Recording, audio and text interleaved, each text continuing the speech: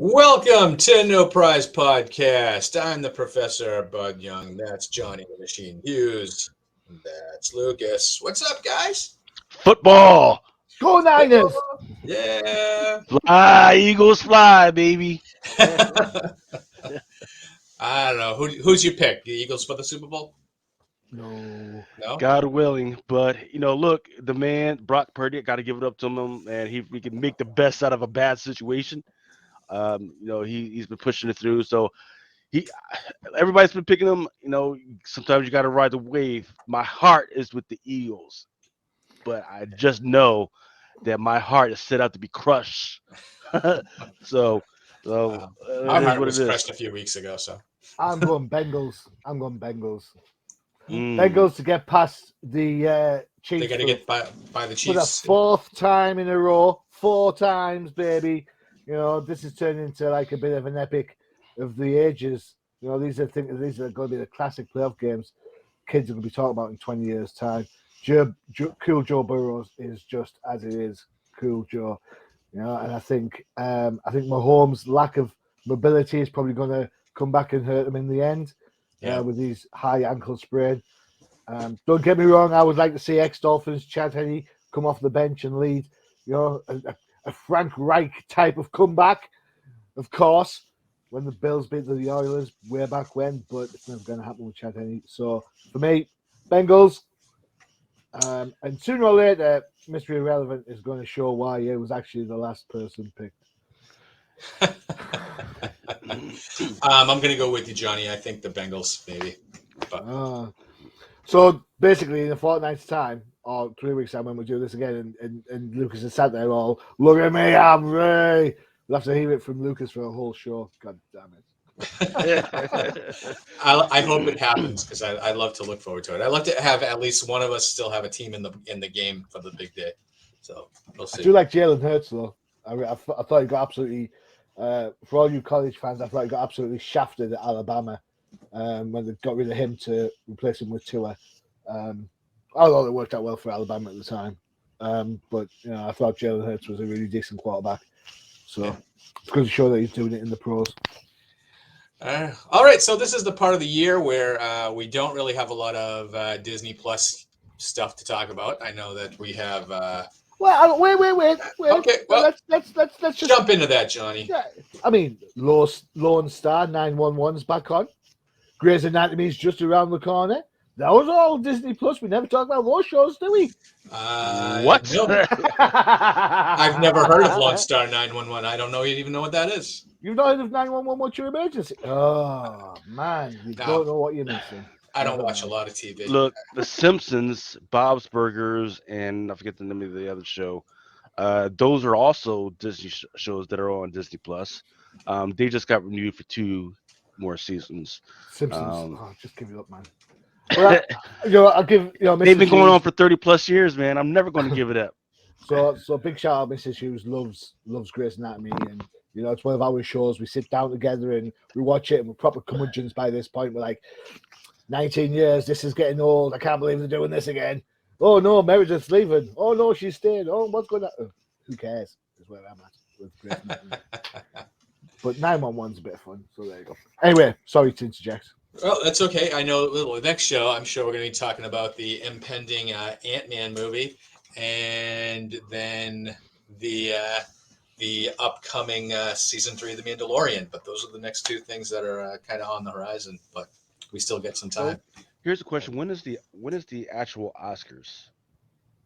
Is that soon, or is that like way off in the distance? It's a couple of weeks, isn't it? Yeah, I think it's usually mid-February. February. Okay, so So here's the deal. Um, 13th of March this year. Sorry, just to put that out there. your girl Yeah. Angela Bassett Yep. gets her Marvel's first acting Oscar nomination. She's the shoe in. And She's the shoe in for the win too. I think. is she? Yeah. Because let's see. I'm trying to think of the other ones. Because there was the other one, the everything, everywhere at once. Yeah. Till or yeah, whatever. She did her thing when I did the review on this one before. And a couple other. I talked about like yeah, some of the other stuff was yeah, but she did her thing, and it was a great injustice that Marvel decided to kill her off in this one, Hmm. because if you're going to do a Wakanda series, it would have been great to have her carry along the series and carry that series. I don't need anything around Shuri actress because she's just terrible. I don't need anything around Riri because she needs a little bit more practice and everything. But Angela Bassett crushed it, absolutely crushed it. And I said that before, so Not, I I mean, never not to thought. Go ahead. go on. Just to throw in there, she's also on 911, the original TV show, the one that Lord Stars Yes. spun off from. I'm on a hook now. So It's yeah, so like she's Disney had a must be paying history. me some wages for this. Yeah, she's had a history of acting in bad ideas. Yes. Well, Like just to, like Black Panther 2. I think maybe we'll shout out our friend Don McGregor for creating Ramonda and having the ability to have one of his creations actually win a Golden Globe and a Critics' Choice Award and be in the line for an Oscar. So, congrats, Don, and maybe we'll have him on and have him talk about his creations. Maybe we'll see how he feels. Hell So, Yeah. all right, so yeah, so more Disney Plus on the horizon for us, but this is going to be another no prize podcast where we spend a lot of time talking about comic books. So Oh, I'm out of here then. See you yeah, there. I'm out. All right, but we're going to jump into All Out Avengers numero 5, and that is the final issue of this limited series because they're all limited series at this point, right? Right. And Johnny, this is your pick for the week. Yeah. So there is a logic behind my pick. I could have picked Amazing Spider-Man, but that's more dark web shenanigans that's absolutely awful and features Bizarro. So that was never going to happen. And I know we talked about this recently. So this is number 5. It's written by Derek Landy, art by Greg Land, inks by Jay Leaston. Frank Diamata is on colors, and VC's Corey Pettit is on letters. I picked it because I knew I could see all the creators. That's the only reason. Oh, there we go. I did. I'm joking. All right. Okay. So we finally get to the point of this book. Finally, all the curtains are torn asunder as we see who the big bad is. Landy has a great Spidey voice. I think the set pieces as he moves Spider-Man through New York and the various Avengers works really well. Clever how he takes down Carol. Shows the respect that the Avengers have for Spider-Man at some point. It does lose its way, I think, in the back end of the middle third when the doohickey and oh no, it's all this and it kind of like how many times can people rejig something that you don't understand to save the day? I just it absolutely baffles my brain. The key part of this, of course, is the final act with Captain America talking to the shadows, and kind of he's worked out what's going on. He's worked it out. He knows it. The voice monologue is there saying, "Oh no, it's too early," and we finally find out who the big bad is. The book's out now, so if you don't want to listen, pause, go buy the book, come back. All right, but it is none other than the Beyonder. Yeah. So here's my problem with the book. As fun as it is, because it is quite light-hearted, you don't have to put a lot of brain power for this. Yeah. Obviously, it's not the most airheaded book we're going to talk about today, but still, it's up there. It's a timing thing. It's always a timing thing. So on one hand, you've got the Beyonder messing around with reality, and on the other hand, you've got Kang doing exactly the same thing with the timeline. So I've got to ask Marvel, Do you only have one brain cell and you all take part in? Do you all drink from the same Kool-Aid? What is the deal with the same storyline being used in multiple books? Stop it. If you want writers to write books, let writers write books and come up with their own ideas. And also, please, please, please, please, please, this book is 5 issues at $3.99. Now that's $20 practically. Yeah, 5 4. Yeah, 5 4 is 20. Sure. $20 for a prelude to another mini-series. Stop it. Either have faith in your product and put it out as an ongoing series and then tie it off after like a 12-issue maxi if you have to do that. That's fine. You know, DC do it quite well with DC versus Vampires, for example, and Task Force Z. Why do this? Why give us 5 issues of an advert for something else? Yeah, the ride's kind of fun. But after 5 issues, you know, this issue is probably the difference because there is a kind of conclusion to it. All the other issues are just hodgepodge thrown together, and then at the end you pull out the Beyonder to make it all make sense. I don't know. Stop drinking the Kool-Aid. Well, isn't the Beyonder the excuse for when something doesn't make sense to make it make sense? Bring back Mixelplix. So I want to say, so, well, Lucas, what did you think about this book? And then I'll jump in. Yeah, I was thinking, and these guys get on me for bringing up bullshit books. Like, what's going on? I'm like, man, because you guys know me. I have been Who's this guy? tired. I'm tired when there's this storyline of Avengers fighting Avengers, right? Good guys fighting good guys. I'm like, just for whatever reason, right? Yep. I can understand if there's like an ill little infighting, like, hey, this guy slept with my girlfriend. Hey, this freaking ate my sandwich out of my fridge without my permission. I would love to see that. That would be amazing. That's the Avengers book I want to see. I want to see the little infighting. Now, this one goes nuts because someone took his pastrami and mustard.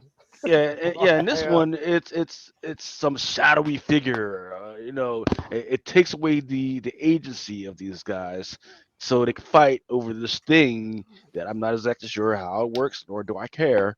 Nor will I explain. Yeah. Now it's turns out it's not this figure. It's this figure, and it was like, okay, that's what people have been hanging around on to see what's going on, and nobody cares. Nobody's talking about this book. In the last 5 issues, none of these issues have come up with number 1. None of these issues, nobody cared about any of the covers. I don't understand. Was this is Beyonder coming to the MCU? Is that why they needed to do this? Why do we have? Why does everything have to be tied to the MCU?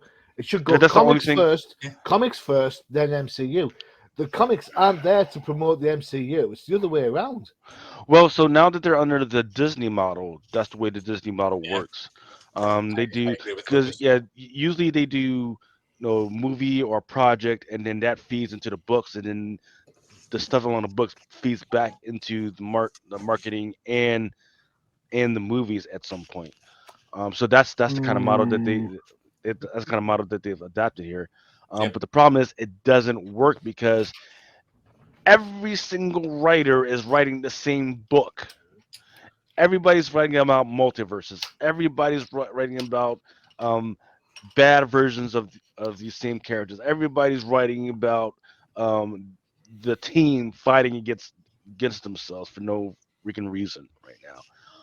And I'm tired of it. Like, if it was summer time, I would say, yeah, go for it, shoot for it. Let's have some nonsensical stuff. But no, this is not the summertime. This is the beginning of the year. This is how they started. This is how they want us to think of as Marvel, and they say, oh, Marvel's going to do some good stuff. I'm going to hang on to this and keep this in my pull box. No, I'm not. No, people are not. Dude, your books are getting too expensive for us to keep going along this train. I'm stopped. This is my get off train. Sorry, this is my stop. So I want to say the highlight of this book is the art. The art is very, very good in this book. Yeah. The writing I do kind of think that he was kind of in a corner. I know that this whole book idea was Brevoort's idea, because Brevoort wanted a book that made him feel like he was when he was a kid and jumping in mid storyline to something.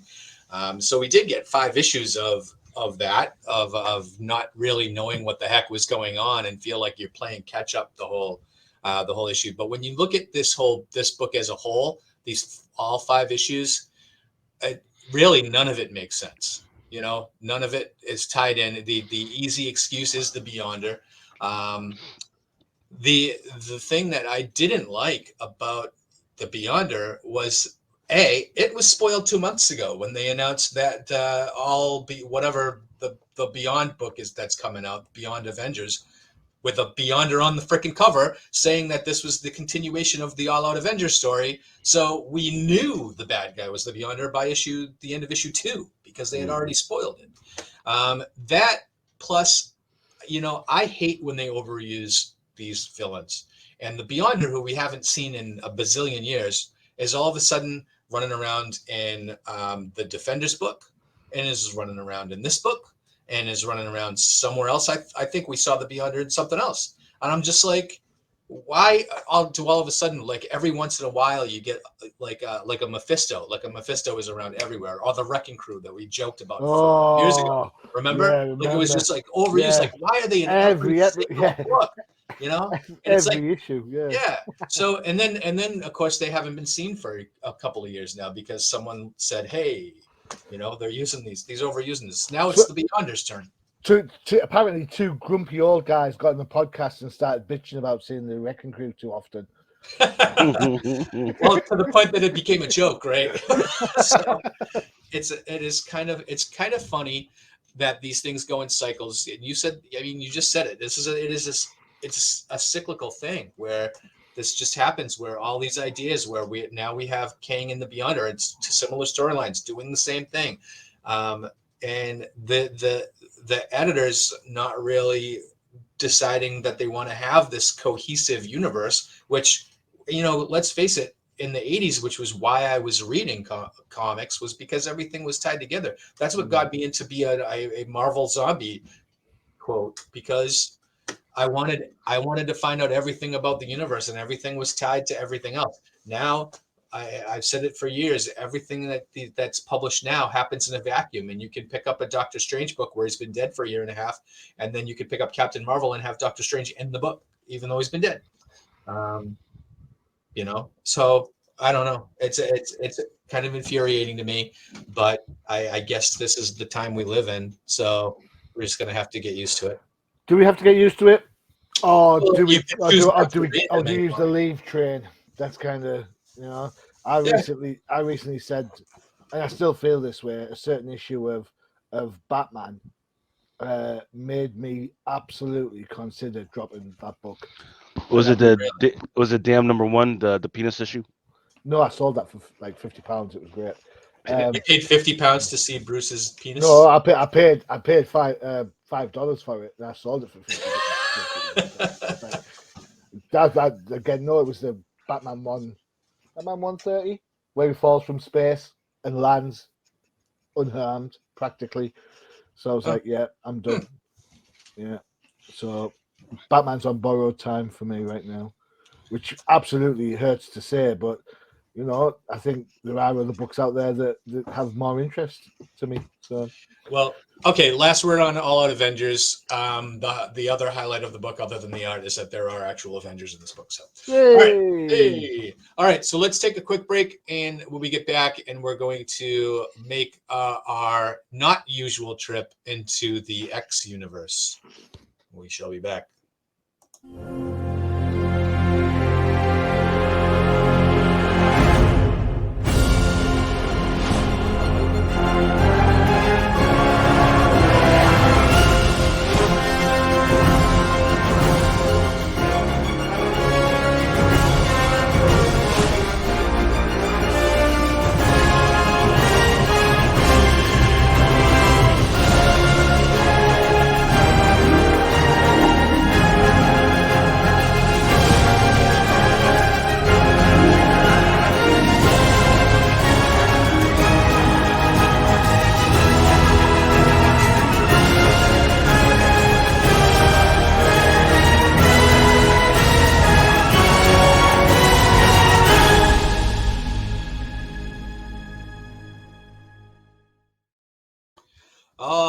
make sure you check out Crisis in the Toyverse for all your favorite toys and reviews. And Bobo. All right. So, yeah, no, a part of the Marvel universe that we don't normally spend any time on, and it's kind of the biggest part of the Marvel universe because they come out with 7 to 11 books per month. Is the X-Men universe, and before we get into the book, why don't we spend that much time on the X universe, Johnny? I think the reason we don't spend a lot of time with the X-Men is because it is quite a niche series of books. To be fair, I think they have their own art style, they have their own letter style, they have their own.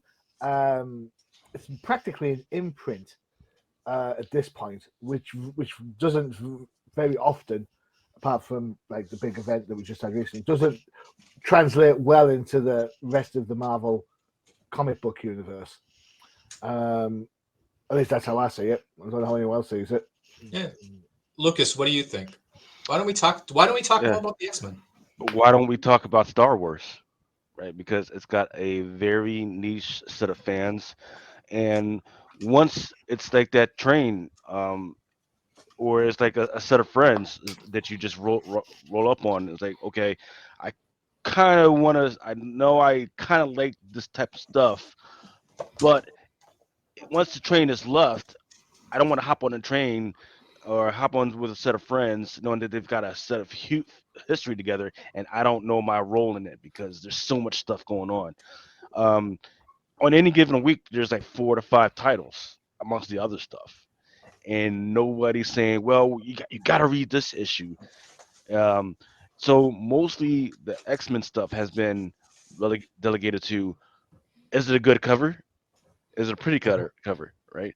It is. Because most of the people are like, oh, I'll just wait for a trade paperback, and then that's it. Do you know what, Lucas? You're absolutely right. I feel sorry for the people who wait for the trade paperback on X books, because to me, I read the issues. I feel like I read the same issue over and over and over and over and over again, right? And I think, well, if I'm paying money to get this on a weekly or a monthly or whatever, and then I read the trade paperback, nothing's going to happen for 200 odd pages. Yeah, that kind of explains a little to me, right? So let's say I wait for the trade on Marauders, and I pick up the latest Marauders trade paperback, and I read it from front to back. And let's say there's a misprint, and instead of one of the issues of Marauders, I get an issue of New Mutants in there. Would I necessarily know the difference? No, I didn't think so. That's the thing. That's one of the things that bugs me about the amount of the mutant books that come out, is that I do feel like they're interchangeable, and they don't do a good enough job differentiating the titles from each other. I think each title should have a different feel, and this should be a different reason. Why are you picking up this particular book, right? You're picking up Wolverine because it's Wolverine, right? But now I don't know which Wolverine am I going to get when I pick up the book. Is it going to be Laura, or is it going to be what do they call her, Scout? Is it going to be that one, or is it going to be Logan? So that to me is one of the big issues. But we're talking about Exterminators, right? We're talking about this is the final issue of this miniseries, issue 5. all right. And who's going to take us through this book? Do you want to? May I? Johnny, go ahead. Because this was like a late addition for me, wasn't it? This was kind of like, I was like, we need a third. Kind of a last minute. Yeah, it was like, we need 3 books. What else is out there? Before we get into this, I just want to say quickly why we don't talk about Star Wars books, or at least why I don't talk about Star Wars books. I love Star Wars. Bud, you like Star Wars? Absolutely. Lucas, you hate certain. I tolerate Star Wars comic books. Here's the thing. It's really hard to enjoy a Star Wars comic book because of the grandeur of the Star Wars TV shows and the movies right now. Everything has been kind of plotted out. So when you do a Star Wars book, like take the Yoda book, for example, am I going to waste time reading about a character that I know ends up in the swamp? No. I know what happens to him. I know what happens. Am I going to read a story about Luke set between Star Wars and Empire? No, not really. Am I going to read Star Wars between Empire and Jedi? No, because Han Solo's missing. He's my favorite character. You know, am I going to read about the High Republic? No, because it has no bearing on the current stuff. Do you see what I'm getting at? These are very, as Lucas mentioned, they're very niche books, and you've got to care about the ancillary, the secondary characters that they create in the book, because nothing's going to happen to the main characters. And for a large part of it, I genuinely don't care about the other characters. If I'm reading Star Wars, I'm reading for the Star Wars characters, not for some guy sitting in a cantina 3 booths away from when Han Solo sat in the New Hope. See my point? I do. I tend to like my favorite book in the Star Wars universe is Dr. Aphra, just because I kind of think that the stuff that she does is kind of loosely related to, like, she kind of moves in the circles, like next to the circles that the rest of the characters do.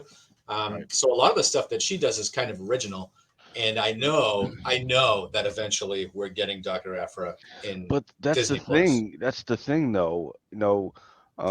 There's a lot of fatigue of people waiting for Dr. Aphra to show up. Yeah. They've got this High Blade, High Republic stuff coming, right? But you're telling me no Dr. Aphra yet? People have been waiting too long, and I've noticed at least from the speculation community, there's some fatigue because they had it, and they're like all about Dr. Aphra. They love the character, and now we still don't have any Dr. Aphra in sight. I don't know whether they're holding on to it as a last resort. Break glass in case Disney is tanking, break glass, bring out Dr. Aphra, or what? But yeah, they gotta do. I heard High Republic was a good book when it started. It's lost its way a little bit, and I think it's amazing. It was amazing. I think some of the issue will be that people's dislike of the Rogue One TV series, what's that called? Andor, which tries to present a different style of Star Wars. Yeah. People hate it, so I don't know. Anyway, back to this. What we're doing, Exterminators. Right. So this is written by Lee Williams, art by Carlos Gomez, colors by Brian Valenza, and letters by VC's Travis Lanham. If you have not been reading this book, you have been reading something far better instead. Yeah. Who ordered the cheesecake? That's what I want to know. Let's get the. Yep. Leah Williams ordered the cheesecake. Yeah. Now, I like a good bit of cheesecake as much as the next guy. Yeah. But when your main character, half a panel in, starts putting on some booty hot pants, things are going to take a different type of turn. This book is, I hope it's written with its tongue firmly in its cheek. The term mansplaining comes into it in the text. You're like, what? Which is ironic considering that's essentially what the text is telling you. It's mansplaining you, but I'm not going to call you out on it. That's all that is. So basically, this is a bit of a revenge plot. Dazzler is out to get even with Vampire Alex, who has done her wrong by opening a club full of honeys. That's pretty much it. Oh, yeah, some other characters get thrown in for the mix. Boom Boom's there. Jubilee's supposed to be there, although at one point I thought it was Lena Cheney. Sorry. And of course, Laura X-23 is also there. It's a brain dead book. All right. If you like Dazzler, you will love this book. Makes no sense. How can somebody wearing roller skates kick somebody in the face? Surely the wheels move, right? Both directions. You move one foot, the other foot moves. Shouldn't happen. Yeah, just saying. The art is kind of, as I said, cheesecake. It's kind of fun. There are different outfits in place for all you geeky fans who love all sorts of crazy stuff going on. I do like the camaraderie between the characters. But for me, this was just kind of it's an interesting way to spend less than 5 minutes reading it. Mm-hmm. There you go. Okay. But but the art does look a little bit different to the regular book, thanks to the cheesecakeness. More manga. Yes. Right. Yeah, I mean, and you know how I feel about that. That's just definitely a direction that Marvel should be going to, making sure that they capture a style for all the generations. The other stuff that's for us, but this one, it looks like the artistic style was more for the younger folks, the anime crowd. And I'm gonna have to call party foul, machine. Look, anytime that you get to say have a female superhero doing high kicks, we should freaking take it and just let it be like that. All I right. thought you were going to give me a Because potty mouth for Wolverine's. Hey, sluts, comment with the drinks, but I'll take and then you got the what was it? Yeah, Dazzler. Is it Dazzler that was in the Dazzler. cheerleader outfit? Yeah. Um, yeah, Jubilee in the oversized sweatshirt, with nothing but knee highs. Look, you didn't even need to read the book to you just go through the pictures and then you were good. That's all. That's what this book was about, man. I haven't seen the covers if there were any extra covers on this one, but I do like the direction. Probably needed less words to explain what was going on. It was ruined by the villains. I didn't need that. I would rather them turn this into type of like Poison Ivy, Harley Quinn, but where it's just the gals hanging out, going through life, doing crazy stuff. I could have done without the demon turning up. Granted. Yeah, I mean, but I do like the vibe of the book. I do like the direction of the book, um, the artistic thing of the book, and it is what it is. Is it how much does this book cost? Please tell me it was just $3.99. $3.99. Okay, so the best book. This was possibly the best book this week. Whoa! Without if you don't read the words, it's That's saying something. That's saying something. No, this book to me, it just seemed like I could have read this on like Patreon or something, and just been like some fan fiction. Someone just wrote and had this fantasy about, let's put some of these girl characters that I think are really hot into this book, and then I'll sit in the bathtub and mash my action figures together to make the Actually, what is story. that? Hope that's not a euphemism. Hey, take it as you will. So that is a euphemism. I wonder if that's what Bobo does on Craigslist. We'll have to Let's ask. go mashing. It's mashing time. I would actually watch that podcast. Babo, make it happen, man. Just sitting in the just to see big ass fucking Babo fucking in the fucking bathtubs, just smashing these $100 figures together. It's the other thing, when I read books, and especially books like this these days, and I'm going to show my age a little bit, but to me, your characters in your book should have a voice, right? They should. Like you were talking about earlier with the All Out Avengers book, Spider-Man sounded like Spider-Man in that book, right? Like you did a good job with Spider-Man's voice. This book just sounded like none of the characters had an original voice. It was all just like the writer just cramming words in the mouth. Did you ever think that you would see any character in the X-Men saying "fair time sluts" or whatever the heck that she said in that at the end of that book? No, I was kind of, it takes me out of the book when I'm reading something like that. I have that same problem with other characters these days. There was a Storm over in Black Panther. When she's in that book, she sounds not at all like Storm. Storm is supposed to sound like princess royalty, kind of just that goddess type of character. When you read her, you're supposed to feel that you're reading Storm, right? Yeah. And the voice that she had was way more. I don't know. It was more. Should I say street level, or she sounded like it was a totally different character to me when I read it, and that to me seemed like seemed the same way. Like if you had read Black Panther being written a different way too, because Black Panther is supposed to sound more like royalty and stuff like that. Agreed. But the problem with this book really is I just kind of feel like all the characters sound the same, well, especially when they're talking to each other. Just some of the like, times, without the cosplay outfits, they look the Yeah. same. I got Yeah. confused about which one was Boom Boom and which one was Dazzler, yeah. Dazzler for a while. Yeah. But it is nice to see Dazzler. I haven't seen Dazzler for any length of time recently, so I'm quite chuffed. I quite like Dazzler. Right. So I think that's more of a reflection of writing overall as a whole. I kind of think it's almost like a lost art. Like I kind of think that editing is a lost art for comic books these days, and I say it all the time. Maybe this was the dreaded AI writer. Let's not. I'm joking. We could spend a whole podcast talking about that, but let's leave that topic for another time. I am joking. Lee Williams, I think she wrote of the time, which sounds like an old timers thing, but she's writing for a different generation than us. So there you go. Right. Cool. All right, exterminated. All right.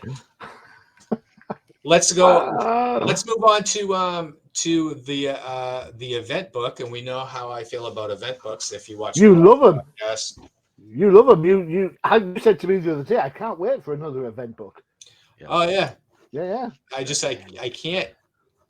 All right, so I'm going to run this down. All right, so Sins of Sinister. This is the big launch out to an event book, which seems to me like it's actually going to be self-contained, because the crossovers or the satellite books are all limited series. They're not. This book is not being crossed over into X-Men or any of the other 11 teen books that we're getting. We're actually getting all new books. So instead of 11 mutant books, we're going to get 15. All right. So credits on this. So we have Kieran Gillen as the writer, and the artist, the official artist credited is Lucas Wernack. However, we have special guest artists, Jeffrey Shaw, Marco Pichetto, Juan Jose Rip, David Baldeon, Travel Foreman, Carlos Gomez, Federico Vincentini, David Lopez, Joshua Cassara, and Stefano Caselli. Colors are all Brian Valenza. Letters are by VC's Clayton Cowles. And apparently there's a design credit by Jay Bowen. And I don't know what that credit does. So I don't know what Jay Bowen's doing for design. Maybe it's the text pages or something. But you get it. Editors, let's blame the editors if you don't like it.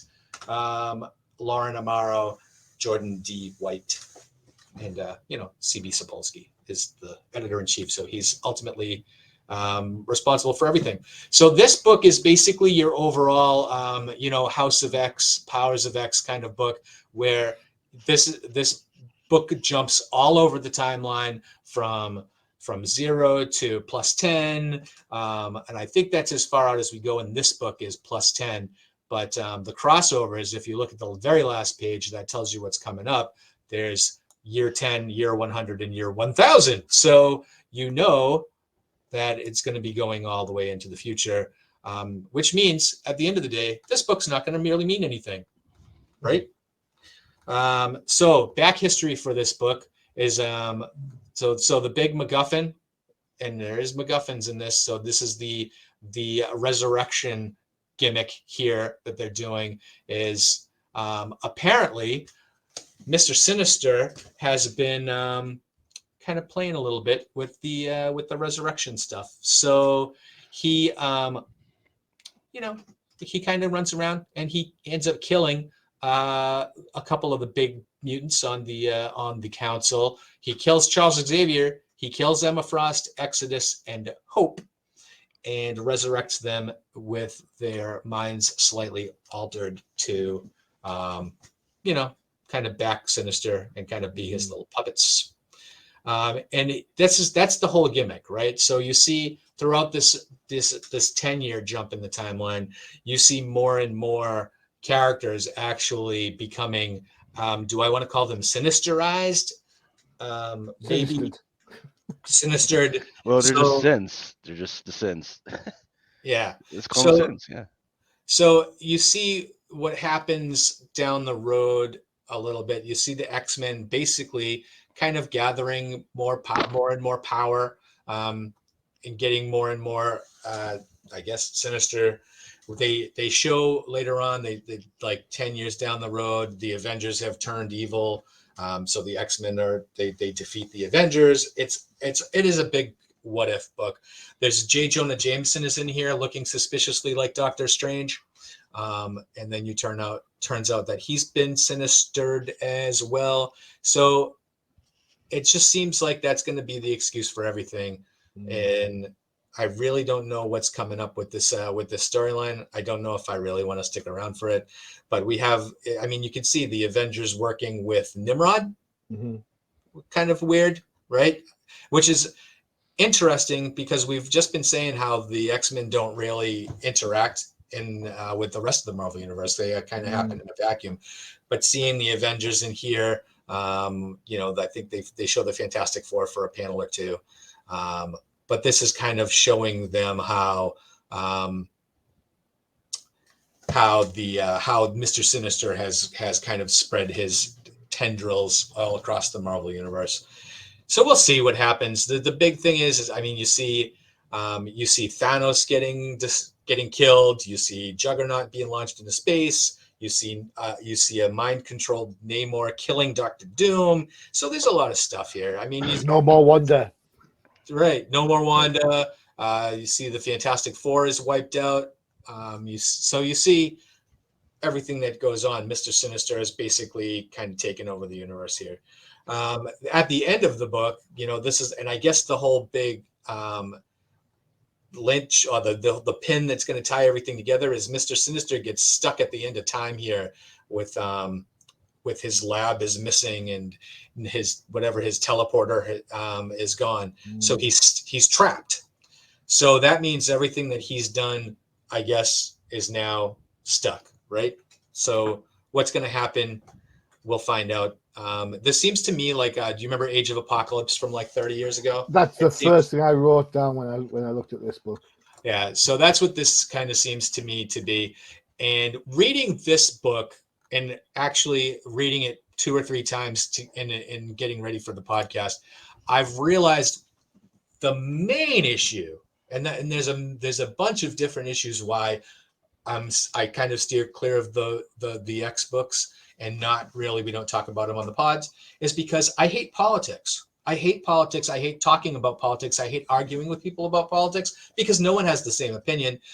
That's what this book is. This book is about the council, and it's a poli-sci project for whatever the different writers are on the X books. Is they're putting politics into running Krakoa, the mutants, the different Arakoa, you have Mars, you have all those different factions, but everything's political, and it boils down to what happens on the council. And this happens in all of these event books, but also in all of the satellite books too, like the main X-Men book. Half the book is about the council. X-Men Red is all about the council. So that to me, I read comics for escapism.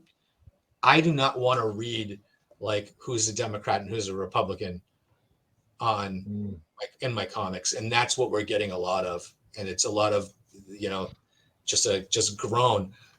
Some of these books I think could use more drama and more character interaction. These books have too much. So, all right, someone else take over. Thanks. Yeah. Well, so the bottom of the lake on this one is supposed to be the idea that Mora, she had her power. She had the ability that every time she died to go off to a different life of hers.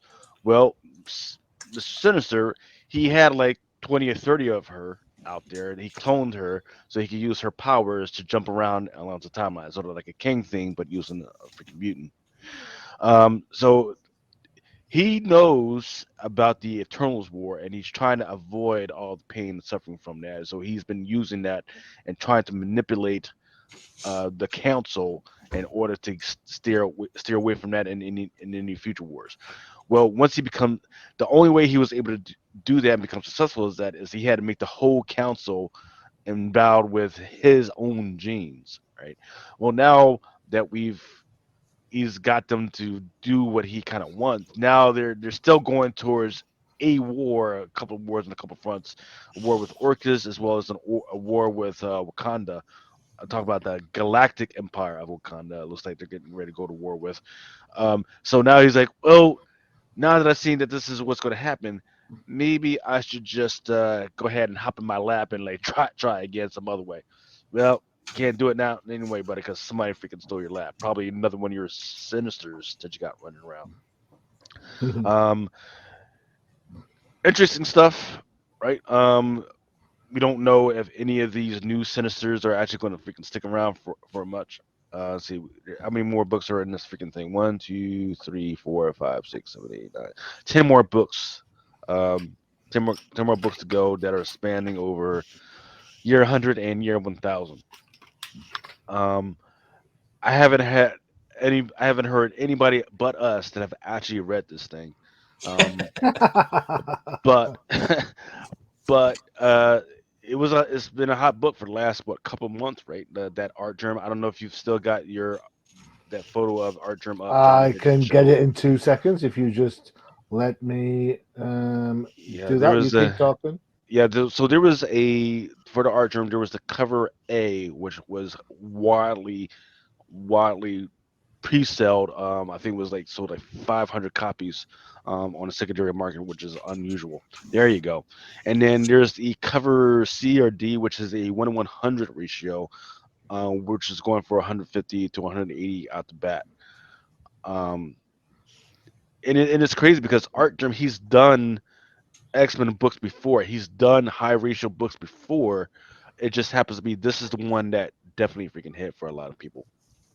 Why wouldn't it? Um, Look who it um, is. Woo. So, yeah. Johnny, I have a question for you. Yeah. So the credits that I ran down at the beginning of the book, there was like 13 different artists, right? Yeah.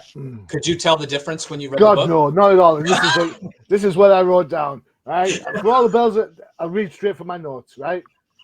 For the bells and whistles, isn't this just Days of Apocalypse, which you already mentioned? Second thing is, with so many artists, can you tell who's who? And this leads to my point about the X-Men all over. If you're going to have an artist on a book, let them draw. Don't tell them they have to keep the same style for everybody. Obviously, some of the artists will be the pin-up pages, like No More Wonder, The Death of Doom, and all that sort of stuff. But to be honest, I don't care at that stage. I also have a problem with the book because, really, if you think about it, this is just the power of X. All right, we know what's going to happen in the far future. We like idiots bought into the whole House of X and Power of X thing, and they've told us the far future. All right, that's the thing. Now you can say that things are going to change and the future's always malleable and stuff like that, and it's the X book, so the future never comes round anyway. All right. Does anyone remember Days of Future Past? Nope. Has that happened? Nope. Yeah. So these things are a massive what if. Did I like the idea? See, Kieran Gillen, he's a great writer. He has some really good ideas in this, but for me, this is just no, it's just a step too far. But you mentioned it's self-contained. I don't need it to be self-contained. It's already been contained in the first Power of X miniseries. So Yep. why do I read another 11 books to find out that it's going to be exactly like it was? I don't know. I'm a hard pass on this. It's funny because I enjoyed Exterminators a lot more than I enjoyed this. So, and you wouldn't have thought that would be the case. Yeah, I think it was probably like reading like the Sunday comics versus reading a textbook. Yeah, true that. True that. And on that note, well done, Clayton Cowles. Your letters still hold up. Hey. All Especially when you right. get so much practice. All right. So we got 10 minutes left. That means it's time for the 2-minute warning. Jimmy Wallen! Woo! I think this is going to be even shorter because I took out a lot of stuff because there was a lot of chaff in the FOC books and stuff that they're trying to push on What he's us. saying is it's a 2-minute warning. He's got no timeouts left. Oh no! Yeah. Head for the sidelines, dude. Head for the sidelines. Okay, so some of these are just FOC books. These are ones that you can order through your local retailer. They're not coming out for maybe like 3 or 4 weeks, such as the Star Wars, The Mandalorian. I don't know why he's on top of a TIE fighter like that. All right, that doesn't look safe. This one might be a hit. This one, I think this was either a 125 or a 150. I definitely like the color scheme on this one. That's a cute cover. I like that. I always like how his ears flop down when he's trying to use the force. It's half cute, half demonish. Like why the heck are flames like behind him? Like he just got done burning somebody's house down. I don't know what's going on with that. It's fire starter. This one is the photo variant. Captain America, Sentinel of Liberty, David Mack. Very, very psychedelic. That looks like a Steranko cover almost. Yeah, you know? Yeah. It's very, very cool. Very simplified. Ghost Rider. Is anyone reading Ghost Rider? Yes. I mean, I am, but I read it for the articles. That's why I read Exterminators. It's a good looking cover, though. I like that cover. This is a problem And with this me for one? Ghost Rider. The aesthetic looks fantastic, but then he ends up turning a Ghost Rider driving a truck. Yeah. Really? Okay, cool. Star Wars Jar Jar Binks action figure variant. I bet no one buys that. Me, sir, no money, sir. Let's see. Skipping through some of this stuff. Hitting Empire Venom. Star Wars The Mandalorian number 8. I think this is a Black History Month by Manahini. Okay. Cosmic Ghost Rider again. And then I believe this one is the Gist 1100. We're getting another Cosmic Ghost Rider series? Yeah. Is Donny Cates doing it? I don't believe so. I don't know. Does anybody care about what Donny Cates is writing No. anymore? Yeah, once he blew it with the that light got a light thing, it was just like nobody cared anymore. The King in Black. Yeah. How's Eve? Is she getting her own book? Go back one. I think this costume is absolutely simplified, magnificent. One of the best things in the Amazing Spider-Man book this week was her appearance. Even though they changed her body shape throughout the book, I just think the costume just looks really, really well. Yeah, the costume is great. I think this is probably the best Spider-Man villain that's come along in a long time. So changed her enough that she doesn't look that much like Hobgoblin, even though that's the color scheme. But yeah. Let's see. Lucas is laughing because he's thinking about the thigh highs. Yeah. There's the Alex Ross villain variants that's coming out. Just remember that the black and white ones are 1 to 100 variants. Yeah. And this is the normal cover. That's my bucket list. I want to own an original Alex Ross. Believe it or not, when he was here in my town, he was actually selling originals and everything.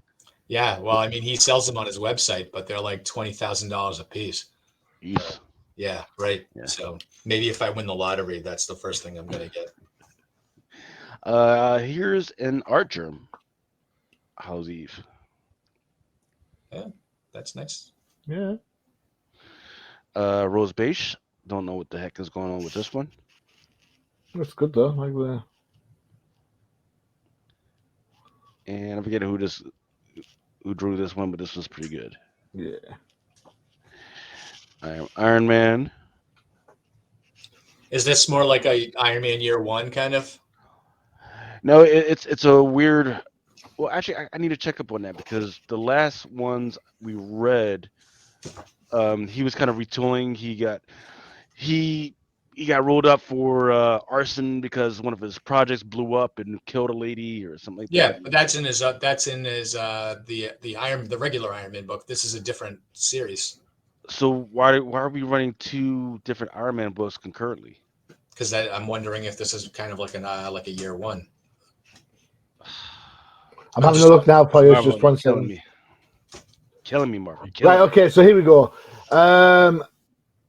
Telling stories never seen before that are set in the iconic eras of old Shellhead even. No better way to celebrate Iron Man's 60th anniversary than getting to watch him be the Earth's mightiest hero we love so much. So this kind of reminds me of Life Story, you know, the Spider-Man Life Story Okay. book.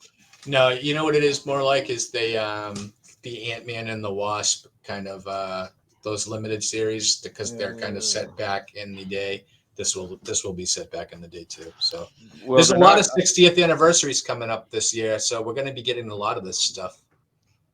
Well, they're not out to a good start because number one, the covers are not good at all. Um, so they just need to miss me with that. More Alex Ross villains. Mystique. Wear a bra, for Christ's sake, woman. Rogue and Gambit. Oh, they get in another book? Yeah. Who's going to be the right at that time? Haven't they been married for a while? When are they going to have kids? Well, he can't touch her, right? No, she can control it now. And No. plus, she can wear if she can control it, she can wear, as she did in the miniseries on the wedding night, she can wear the negation. See, thing. this is the Different. thing. This is the thing about Rogue. If she can control her powers now, I would have a writer just make her like the biggest slut since she's never had sex. She'd be like, okay, now you can have sex with everybody. I guess okay. Yeah, I'm down for that. I'd buy that. Yeah. See, that's why you need. That's why you need to bring in an actual romance writer that can write with some type of depth. So basically, what we're saying is we want Stephen Seach from Sunstone fame to write a Rogue, and the book would be called Rogue XXX. Yeah, there we go. That's worth my $5.99. Spider-Gwen and Shadow Clones. David Nakayama. Oh, clones. Yeah, so yeah, I mean, look, if we're not going to have her fighting the other teams, she's got to have her own clones. Everybody's got to have clones. Where's her other hand? I don't know. Her left hand. It follows the web track. Oh no, I mean I know where it is, but I mean, yeah. She's thinking about the Rogue book. Yep. This Is that Greg Land? Yes. That works. And there's a pink variant. It's Sion. I liked her Lola XOXO series. CJ Ville. Murder World by Rian Gonzalez. That Murder World series is such a disaster. Spider-Man Unforgiven by Hutz. I've got a Spider-Man title of my own. It says Spider-Man Not Bothered. Spider-Man don't give a d. Yeah. Spider-Man, we need your help. It's my day off. Yeah.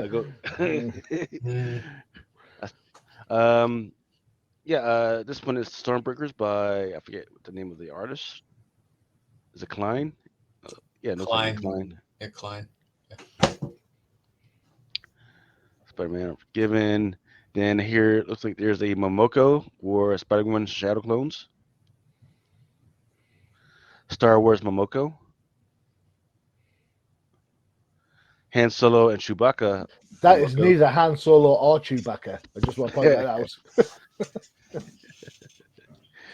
All right, let me go ahead to stuff that's coming out this week. There's only one title, maybe a couple titles that I really cared about this week. Bloodline, Daughter of Blade, has her stuff coming out this week. There's a Blink variant, and there's one by Maria Wolf. The 1 in 25 is the one you want because it's got on the cover a bunch of the new characters. Then a bunch of chaff that nobody asked for. The cat variant. How many copies do they think Bloodline is going to sell? Why is there 17 different covers? And why does one of them cost $25? I don't know. Well, you got to remember. So there was at one point that Blade movie that was going to come out, which has kind of been in production hell right now because they can't figure it out. The director's gone. People don't really care about it without Wesley Snipes. It's in a weird spot right now. So they're like, well, if they were doing a Blade project, they're definitely going to want to do some of his family members, right? Especially his daughter. So the first appearance of her was in a free comic book day that was Yeah, like a 1/100. That one's like a $300 to $400 book right now. and Um, she appeared in the Halloween book a few months ago too. yes, yes. You know, so that's where we're at right now. Like, it's like if they do it right, they can make her a big character. Um, but once again, they don't need to kill us with all these doggone covers and everything. So, and then the last book that I wanted to bring up was this. Oh, actually, two more books. Was this Silver Surfer Ghostlight? I It's don't know nice. whether that's first. Yeah, it's pretty nice. And then lastly, Venom, the Pizza Rat cover. It's basically Venom looks like he's miniaturized fighting a rat over a piece of cheese or a piece of pizza. Hmm. And that, ladies and gents, was your 2-minute warning. Oh my god. Fly, Eagles, Just fly, baby. Fly, Eagles, fly. Oh, and this one last announcement that we forgot to say right off the bat is that they did announce the new Avengers team, and the Avengers new writer is going to be Jed McKay, with art by C.F. Villa. So, Okay. Yeah. And so Black yay! Panther. Black Panther has a new writer as well. Her name is Eve Ewing. Yep, Um, I'm a fan of Eve Ewing. yeah. Is she any good? I've never read any of her stuff. She's writing the Photon Limited series right now that we actually talked about Photon, I think, on the last podcast. yeah. Okay. So she's good. She wrote something else before too, and I can't escapes me right now. Did she write She-Hulk or something? Or I hope Yeah. not. she wrote Yeah, something else. I just don't like the fact that she's saying that she's going to write another story about T'Challa. It's like, you've got Shuri, you've got Tosin. But Mm. I Write think you about hit the those nail. guys. I think you hit the nail on the head. I think a lot of people won't care about Shuri after the people who are commenting on Yeah. the. Well, I would if you make her a bad guy, right? Flesh that out. Yeah, Flesh out what was happening in the movie. Make her a bad guy, then have Tosin Ed to battle her out. I mean, Maybe. I would be interested. I'd be interested in that. A super genius villain, gotta have that. Mm. that'd be nice. She team up with Doctor Doom. Mm. All right. Did she write Ironheart by any chance? Yes. There you go. All right. All right. Well, thanks for joining us for this episode of No Prize Podcast. Join us again where we will kick off February the Marvel way. And until then, stay safe. Adios.